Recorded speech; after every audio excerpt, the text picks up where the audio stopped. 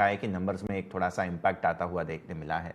तो चर्चा की शुरुआत वहीं से करते हैं। कैसे देखे आपने इस तिमाही के नंबर्स को, और मार्जिन्स पर जो थोड़ा सा असर आता हुआ दिखा है उसको आपने कैसे देखा? सर, आपके ओपनिंग कमेंट सबसे पहले। Q4 numbers are much better compared to Q3 numbers. अगर ओवरऑल देखें तो this is one of the best year, barring the exceptional year which was there in FY22.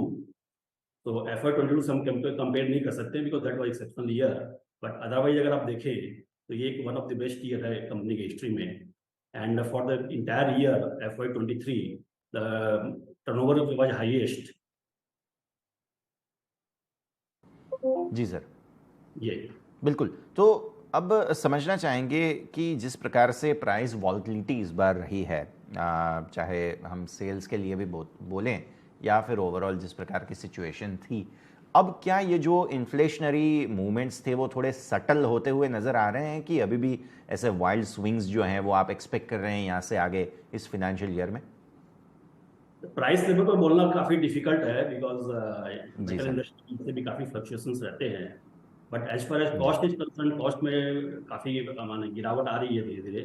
Coal and coke cost जो last year काफी high था जिससे हमारी margin काफी impact हुई है, वो धीरे धीरे स्लोली नीचे आ रही हैं. सो इस साल लगता है मार्जिन कुछ अच्छी रहेंगी compare to last year because of the mainly cost and price also is going up little bit. ठीक है सर।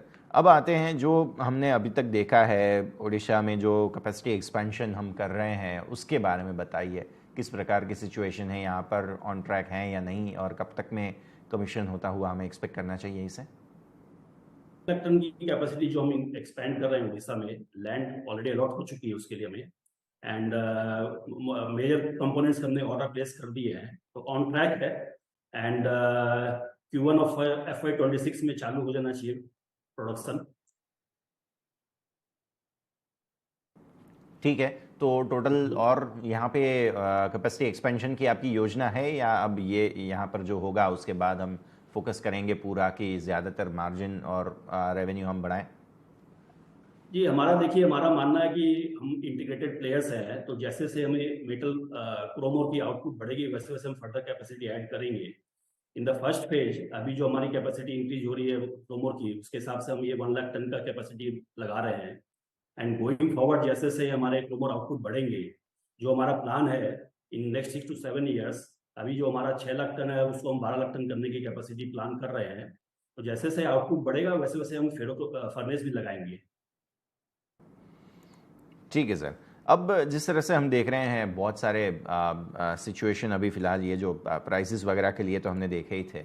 अब जिस प्रकार के डिमांड सिनेरियो है, प्राइस को लेकर कुछ इम्पैक्ट आता हुआ नज़र आया था आपको डिमांड सिनेरियो पर, या ऑलमोस्ट स्टेगनेंट है और हमारी जो कैपेसिटी एक्सपेंशन के हम प्लान रख रहे हैं इससे पूरा पूरा डिमांड फ्रुक्टिफाई होता हुआ नज़र आएगा? See as far as company is concerned, हम जो भी प्रोड्यूस कर रहे हैं हम सेल कर पा रहे हैं इजीली मार्केट के अंदर में. ऑल्दो चाइना में थोड़ा डिमांड सबड्यूड हुआ है but it's a matter of time, ये आगे जाकर वापस डिमांड बढ़नी चाहिए.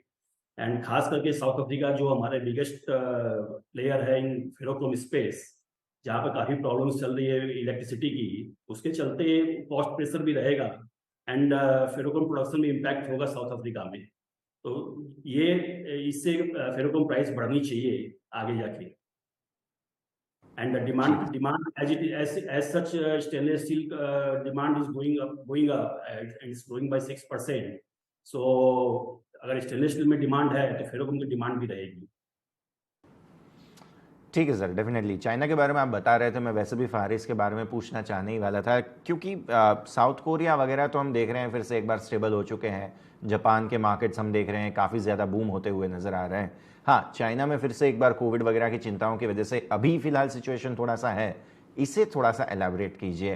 क्या आपको ऐसे कोई रिस्पॉन्स क्लाइंट्स की तरफ से मिल रहा है? चाइना आप जैसे बता रहे थे, और साथ ही साथ साउथ कोरिया, जापान के मार्केट्स के बारे में भी थोड़ा हमें समझाइए प्रेम जी।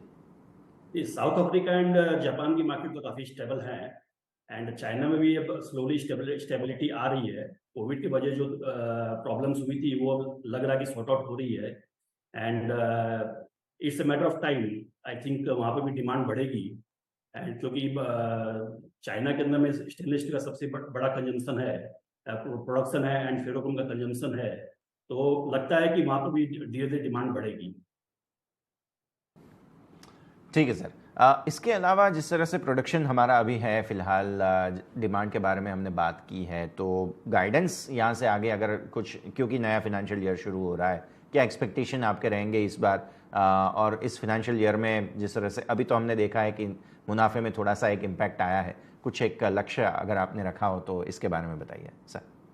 देखिए Q1 बेटर होना चाहिए Q4 से, बिकॉज प्राइस भी थोड़ी इंप्रूव हुई है एंड कॉस्ट नीचे आ रहे हैं। एंड जो हमारा प्रोडक्शन लेवल है 2,45,000 से 2,50,000 टन का, वो लेवल तो हम मेंटेन करेंगे। ये साल भी लगभग 2,50,000 टन के आसपास होना चाहिए प्रोडक्शन हमारा।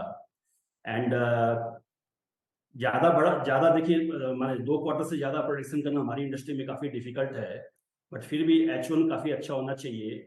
एंड हमारी जो एबिटा मार्जिन थी 23% की Q4 में, आई थिंक H1 में हमारी 25% के आसपास मार्जिन रहनी चाहिए।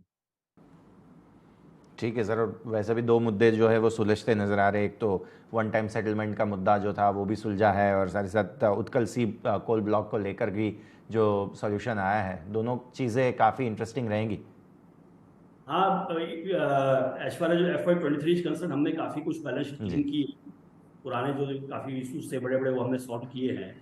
एंड उत्कल सी का भी सोल्यूशन मेरे ख्याल से अब जल्दी आना चाहिए, क्योंकि जून महीने में मुझे लगता है कि नॉमिनेटर हमें कॉल करेंगे फॉर वैल्यूएशन पर्पस, एंड ये भी जल्दी सोल्यूशन होना चाहिए इसका।